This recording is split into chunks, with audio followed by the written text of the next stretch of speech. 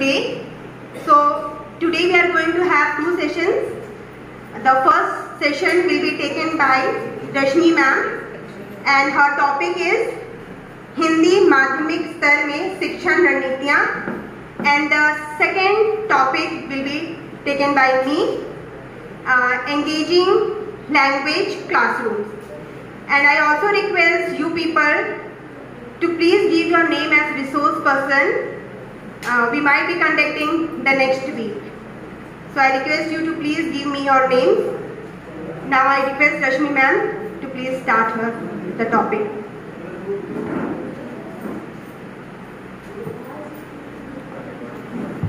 आदरणीय प्रधानाध्यापक महोदय और यहाँ उपस्थित शिक्षकगण, शुभ अपराह्न। सर्वप्रथम मैं सुषमा मैम को तहे दिल से धन्यवाद देती हूँ क्योंकि मुझे इस मंच पर अपना ज्ञान साधन व्यक्ति अर्थात रिसोर्स पर्सन के रूप में ज्ञान बांटने का अवसर दिया। आप लोगों का ज़्यादा समय ना लेते हुए कुछ मैं यहाँ प्रस्तुत करना चाहती हूँ जिसका विषय है हिंदी माध्यमिक स्तर पर शिक्षण रणनीतियाँ।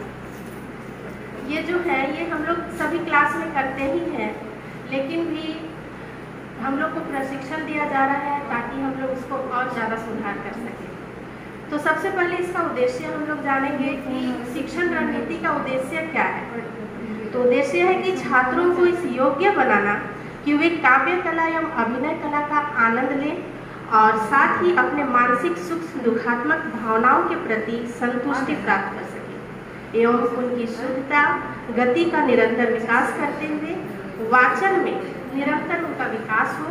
बोलने वो अधिकतर कहीं पर अगर उनको अचानक कुछ पूछिएगा तो वो बोल नहीं पाते हैं, तो इसके लिए हम लोग क्लास में रीडिंग भी कराते हैं, बच्चों को वाचन भी कराते हैं कि आप बोल सकोगे, और इसलिए यहाँ पे उसको बताया जा रहा है कि हम लोग को अभ्यास कराते रहना चाहिए।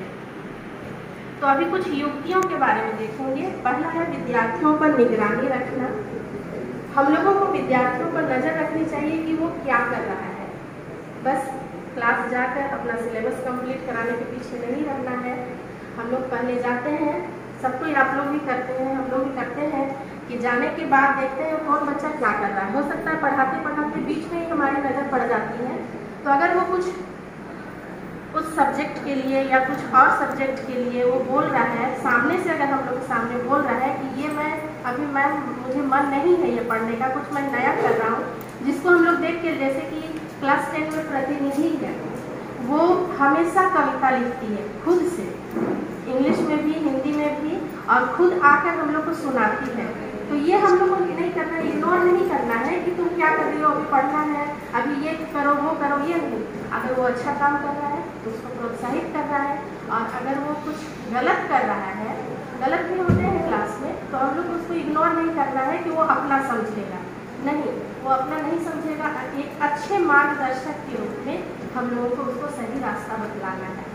दूसरा है समय समय पर शिक्षण का मूल्यांकन करना। पढ़ाते जा रहे हैं बस, वो नहीं, बीच बीच में उनकी एकाग्रता जानने के लिए कि वो क्लास में ध्यान दे रहे हैं या नहीं, आप क्वेश्चन कर सकते हैं, करते भी होंगे। और साथ ही बीच बीच में सरप्राइज टेस्ट भी हम लोग ले सकते हैं उनका मूल्यांकन करने के लिए कि बच्चे का स्तर क्या है। अगला है उपयुक्त शिक्षण सामग्री रखना। रोज रोज बच्चे फर्स्ट पीरियड से लास्ट पीरियड होते होते बोर हो जाते हैं पढ़ते पढ़ते, लास्ट पीरियड होते होते तो होना ही है, उनको पढ़ने की इच्छा भी नहीं करती है।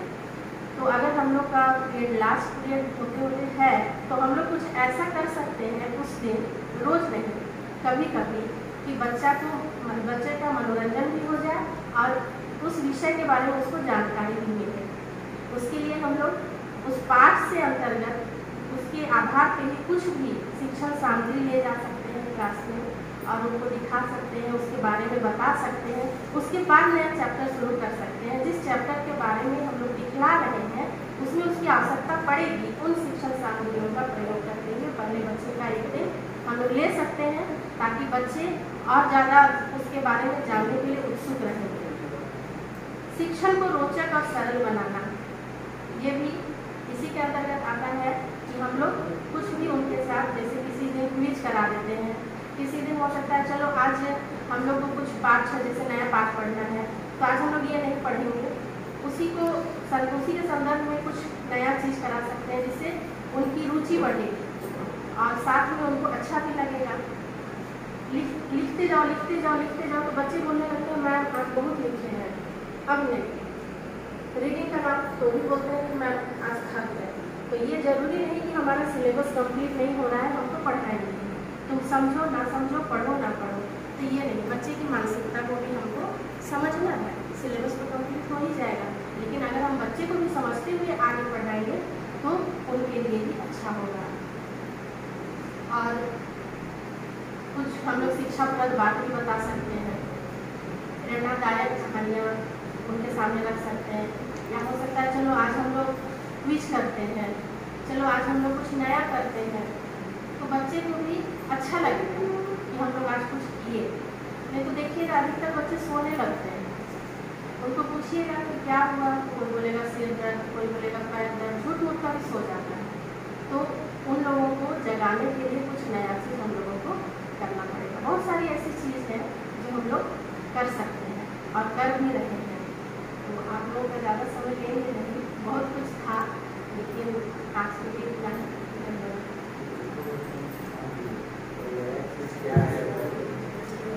बच्चा सोएगा उसको मानसिकता, तो बच्चों का कुछ बच्चे हैं जिनका मानसिकता तो आदमी समझने में पूरा दिन लग जाएगा, पूरा फिर भी नहीं पता चलता। Teachers are requested that if they can share their views or anything, they can come. आइए सर, आइए कुछ बताइए। ऐसा नहीं है कि बस कोई भी टीचर आके बता सकता है। रश्मि मैम प्लीज आप अपना थोड़ा सा क्वेश्चन रिपीट कर दीजिए और क्या था, प्रोफेसर आएंगे। मीन्स बच्चों को कैसे एंगेज किया जा सकता है, अगर कोई भी आना चाहे। आइए पहले मैम प्लीज कम। माइक यहीं पे भेज दीजिए ना, माइक यहीं पे। How to draw attention of the students, those who are sleeping in class. जैसा रश्मि मैम ने कहा कि बच्चे को इंगेज किया जाए, कैसे इंगेज किया जाए, मैं एक टॉपिक देना चाहती हूँ। हिस्ट्री का सब्जेक्ट है, चलिए एक पॉइंट, नेल्सन मंडेला, उनके बारे में बता सकते हो। बहुत फेमस हुए, गोरा काला का उन्होंने बहुत विरोध किया। हिस्ट्री का कोई भी बहुत आगे निकले जो आज की जनरेशन के लिए जो हिस्ट्री के टॉपिक से हटके है, उसके बारे में हम डिस्कस कर सकते हैं। ठीक है, कुछ अलग एक्टिविटी है, मोनालिसा पेंटिंग, उसके बारे में कैसे है, क्या है, उनका आईब्रो नहीं, कभी वो हंसती है, कभी सीरियस हो जाती है, इसके बारे में हम डिटेल डिस्कस कर सकते हैं। बच्चे बहुत शौक से, मैंने बताया भी है लाइब्रेरी पीरियड में, बहुत शौक से सुनते हैं और क्वेश्चन भी करते हैं। हमको लगता है कि बहुत वो रिगार्ड भी कर रहे हैं इससे रिलेटेड काम को करने के लिए।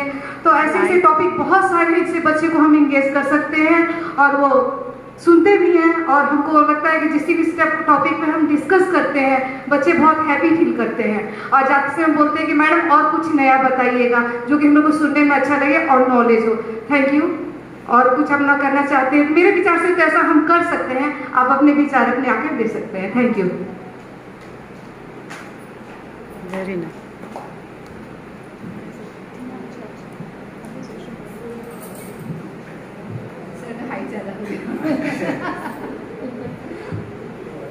हेलो, निकाल लीजिए माइक, नीचे हो जा रहा है।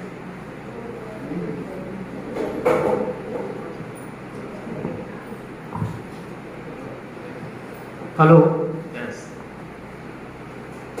देखिए, हर स्कूल का एक अपना कल्चर होता है। हमको ये देखना पड़ेगा कि क्लासरूम का कल्चर कैसा है, क्लासरूम का सिचुएशन कैसा है, कैसे बच्चे। अगर आप बात करें कि जैसे 4 सेक्शन है क्लास 10 में, A, B, C, D, हर जगह आपका वे ऑफ ट्रीटमेंट और क्लास मैनेजमेंट अलग अलग होगा। अगर आप जाते हैं ऐसे क्लास में जहाँ पे बच्चे बहुत इग्नोर्ड हैं, कम अटेंशन देते हैं, उनका अटेंशन अगर आपको ड्रॉ करना है, तो देखिए बच्चे क्या होते हैं ना, बच्चे को अगर आपको ट्रीट करना है तो इमोशनली ट्रीट करना पड़ेगा।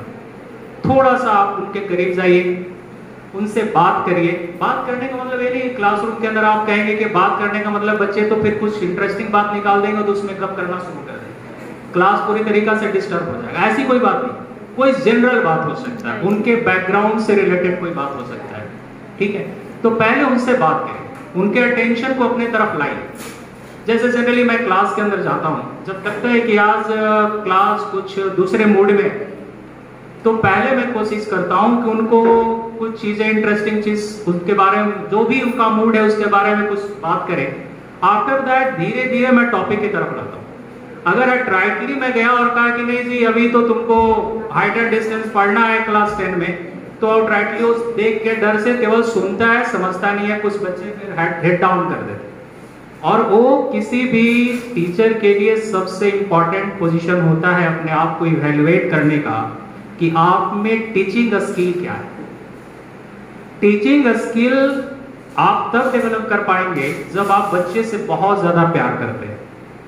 आप ये फील करते हैं कि ड्यूरिंग द 45 मिनट्स ये हमारे बच्चे हैं और इनको अगर हमको ट्रीट करना है तो किस तरीका से करें, क्या मेथड अप्लाई कर सकते हैं। फर्स्ट टाइम आप किसी क्लास के अंदर जाते हैं, आपको हार्डली 2-3 क्लास ऐसा लगेगा जब आप क्लासरूम के बारे में सीख जाएंगे। एंड आफ्टर दैट आपको अपना ट्रिक लगाना पड़ेगा। कोई एक ऐसा यूनिवर्सल ट्रिक नहीं है जो आपको बताया जाए और आप उसको जाके यूज करें। अगर मेरे को जेई के बच्चे को पढ़ाना है जो ऑलरेडी मोटिवेटेड है, तो वहां जाकर के आप कंटेंट पर बात करो, आप ब्रिलियंटली बात करेंगे। लेकिन जहां बच्चे 12 पास करने के लायक, मतलब सेमी बच्चे हैं, साधारण बच्चे हैं, तो how can you handle them. वहां हैंडल करने के लिए आपको बहुत बेसिक लेवल से उनके लेवल में जाकर के आपको चीजों को एक्सप्लेन करना पड़ेगा। अब बड़ा हार्ड सिचुएशन होता है, जैसे मैडम ने कहा कि बच्चे सो गए तो क्या करें भाई। बच्चे सो तभी जाएंगे तब उनको करना क्या होगा, पिंच करना होगा। मैं क्या करता हूं मैं बताता हूं, मैं इमोशनली ले जाता हूं उनको। मैं बोलता हूं यार तेरे फादर कितने मेहनत से पैसा दे रहे हैं, है ना, कितना मुश्किल से पैसा दे रहे हैं, और you are the luckiest person कि तुम इस क्लासरूम में बैठे हो, फैन चल रहा है, और दुनिया का सबसे आसान काम है पढ़ाई, कि एक क्लासरूम में बैठ करके तुम अपने करियर को चेंज कर सकते हो। तो जब ये बातें मैं बताता हूं कि 8 घंटा आपके फादर काम करते हैं, बॉस उनको कितनी बात बोलते होंगे, अपने आवश्यकता की चीजों को काट करके, और वो पैसे फिर आपको देते हैं, आपके स्कूल का फी कि आपको खड़ा नहीं करा जाए क्लास में, ऑफिस में बुलाया नहीं जाए।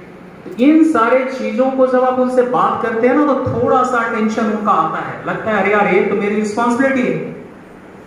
तो इन सारे चीजों को इमोशनली आप उसको थोड़ा सा पिंच कर सकते हैं, पिन अप कर सकते हैं, तो जग जाता है, लगता है यार ये तो सही बात है। और मैं एक बात हमेशा बच्चों से कहता हूं कि इतनी सारी चीजें अगर पेरेंट्स हमारे लिए करते हैं, रिटर्न में हमसे क्या मांगते हैं। दुनिया में सबसे ज्यादा प्यार किसको करते हो, रिस्पेक्ट किसको करते हो, तो बोलते हैं मदर फादर को करते हैं। तो मदर फादर को आप सबसे ज्यादा रिवार्ड किस तरीका से दे सकते हैं, एक अच्छा रिजल्ट करके दे सकते हैं। एटलीस्ट आप टॉपर नहीं बनोगे तो 60% मार्क्स लेकर के दे सकते हो। तुम्हारे पेरेंट्स को लगेगा कि मैंने 8 घंटा जो मेहनत करके अपने पैसा बच्चों को दे रहा हूं, उसके बदले में कुछ तो मेरे को मिल रहा है, क्योंकि अपना सपना, अपना पूरा उम्मीद अपने बच्चों में देखता है। तो इस तरीका का कुछ इमोशनल बातें मैं जब उनसे करता हूं तो थोड़ा जगते हैं, थोड़ा सा उनका नींद खुलता है, लगता है कि कुछ चुभा, तो चुभाना पड़ेगा कभी कभी बीच बीच में।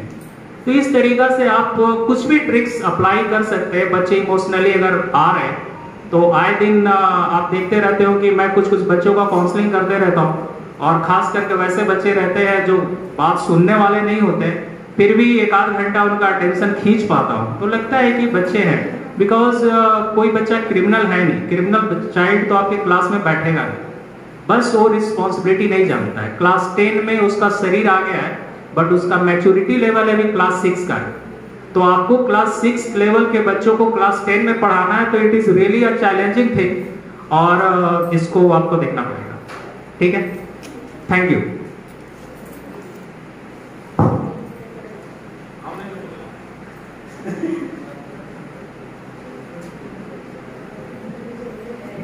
Thank you, Praful sir.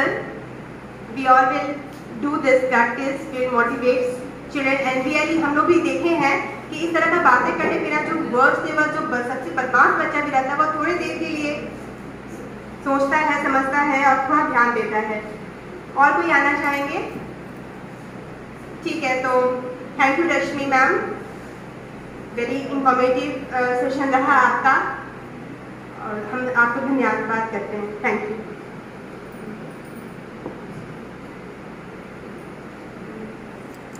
अपना जो मटेरियल है वो थोड़ा ज़्यादा लेके आइए, तो एकदम 15 और 20 मिनट नहीं खत्म हो जाता है।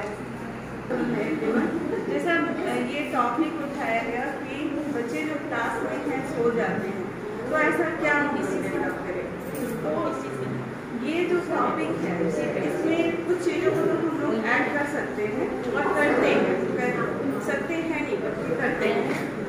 जैसे खासकर कि अगर बोलूँ मैं तो साइंस से रिलेटेड जब हम लोग पढ़ाते हैं तो कुछ पेड़ पौधों या लीव्स को मंगाते हैं, बच्चों को देते हैं, बोलते हैं कि पहले इसको ऑब्जर्व करें, ठीक है। तो वो हम लोग बताते हैं कि इस तरह का लीफ है, पैरेलल है या फिर एक प्लेट है, या किस तरह का पौधा देख लो, उसकी हाइट क्या है। तो इसके अकॉर्डिंग वो बच्चे जो है ऑब्जर्व करते हैं इस चीज़ को, और फिर हमें टॉपिक पढ़ाते हैं हम लोग तो बच्चे इंटरेस्ट लेते हैं।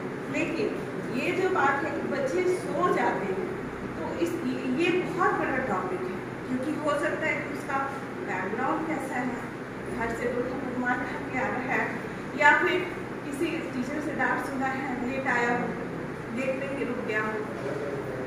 तो इस चीज़ को हम लोग उस टॉपिक से उसको, जैसे सर ने बोला, इमोशनली टच करके तो हम लोग उसको कवर कर सकते हैं, लेकिन कम्प्लीटली हम लोग नहीं कर सकते, क्योंकि उसका बैकग्राउंड जो है वो बहुत मायने रखता है।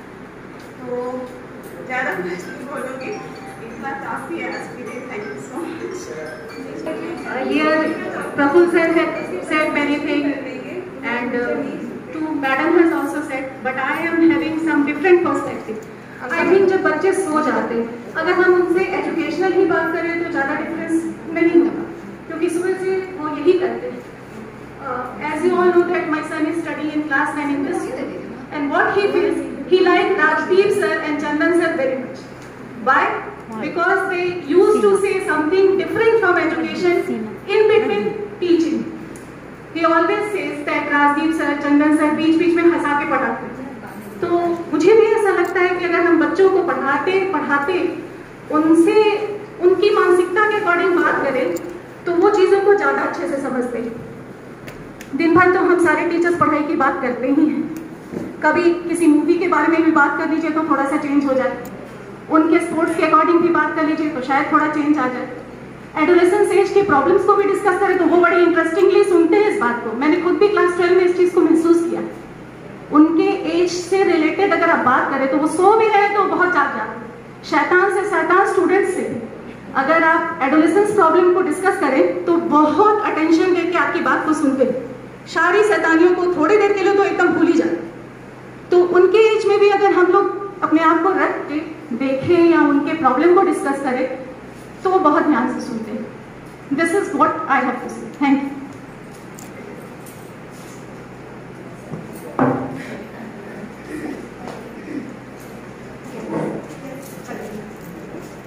Yes, in language, there are many activities also, like role play, dramatization, and quiz. These type of activities can also be organized in school, and all the students of the class, they should be involved in the activities, and in that way they will take part, they will take interest in class. There are other activities also, dumb charade and storytelling. These type of activities can be done in classroom. Thank you. Yes, Sarita ma'am also want to share her.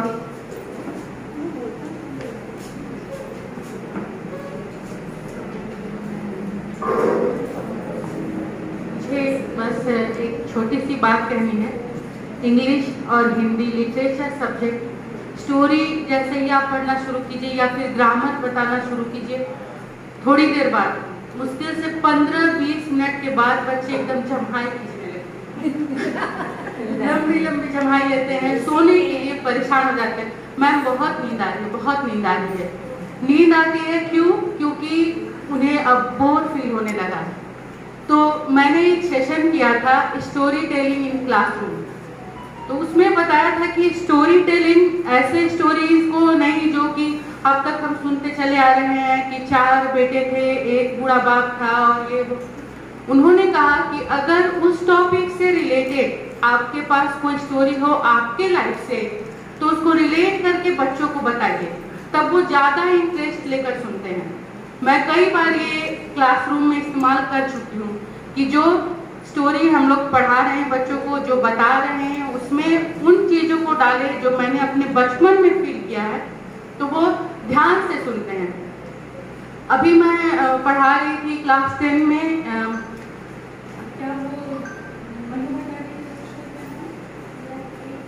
हाँ, एक कहानी यह, उसमें flat system और colony system के बारे में बताया कि कौन सा ज़्यादा अच्छा है। फ्लैट सिस्टम ज़्यादा अच्छा, फ्लैट में रहने वाले लोगों का ज़्यादा अच्छा है, या कॉलोनीज में रहने वाले लोग ज़्यादा घुल मिल कर रहते हैं। तो मन्नू भंडारी ने उसमें कहा है कि जो कॉलोनी में रहते हैं वो लोग ज़्यादा अच्छे तरीके से रहते हैं, ज़्यादा घुल मिल कर रहते हैं। क्यों? क्योंकि उनके दरवाजे आमने सामने मुंह पर बंद नहीं रहते। फ्लैट में कैसे होते हैं, एक कॉरिडोर है, सामने का घर है, उसके सामने का घर है, उसका दरवाजा बंद, आपका दरवाजा बंद, किसके घर में कौन आया गया मरा किसी को नहीं मालूम चलता है। लेकिन कॉलोनी में एक झोला लेकर एक आदमी किसी के घर में घुसता हुआ नजर आ जाएगा तो 4 लोग पहुंचेंगे, आपके घर में कोई आया है क्या? गांव से ये आए हैं, अच्छा किसी चीज का जरूरत होगा तो बताइएगा। लेकिन आपको फ्लैट में कोई पूछेगा? नहीं पूछता है। उन्होंने भी इस बात को कहा है। तब मैंने बचपन की बातें बताई कि हम लोग भी कॉलोनीज में रहते थे, ऐसे रहते थे, अमरूद तोड़ते थे, पिट्टो खेलते थे, ये करते थे, वो करते थे। जो सोते हुए बच्चे थे वो भी जगह, मैम आप लोग और क्या करते थे बचपन में? तो ये हर एक टॉपिक जो हम लोग बता रहे हैं, ट्रेनिंग में कर रहे हैं, वो एक दूसरे से रिलेटेड है। हिंदी माध्यमिक स्तर पे शिक्षण रणनीतियाँ, आप पहले से जो रणनीति बनाएंगे वो क्लासरूम में जाकर खत्म होने लगती है कि अब इन लोगों को कैसे समझाएं, ये तो पूरा बोर हो रहे हैं। तब वहाँ आपको तुरंत अपने रणनीति को चेंज करके उसमें डालना पड़ेगा कि वो इंटरेस्ट लेकर सुन सके। बस मुझे इतना ही।